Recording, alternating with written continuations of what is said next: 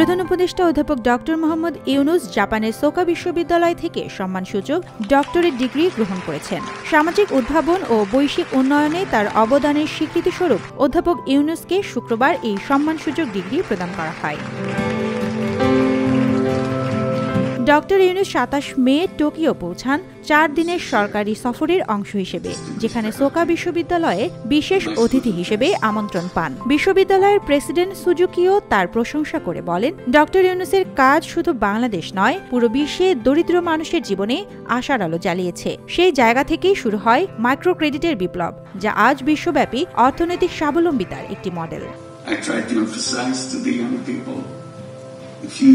Doctor ইউনুসের উদ্ভাবিত micro credit পদ্ধতি, যেখানে ছোট ঋণ দিয়ে দরিদ্রদের স্বনির্ভর হওয়ার সুযোগ দেওয়া হয়, বিশ্বব্যাপী কোটি কোটি মানুষের জীবন বদলে দিয়েছে। এই ডক্টরেট ডিগ্রি শুধু সম্মান নয়, এক ধরনের আন্তর্জাতিক স্বীকৃতি যে যখন কেউ সত্যিকারের মানুষদের জন্য কাজ করে, তখন সে পৃথিবী বদলে দিতে পারে। প্রধান উপদেষ্টা ৪ দিনের সফর শেষে শনিবার সকালে সিঙ্গাপুর এয়ারলাইন্সের একটি ফ্লাইটে টোকিও ত্যাগ করবেন। সিঙ্গাপুর হয়ে রাতেই ঢাকায় পৌঁছানোর কথা রয়েছে তার। সুবর্ণা মেহজাবিন, দেশকাল নিউজ।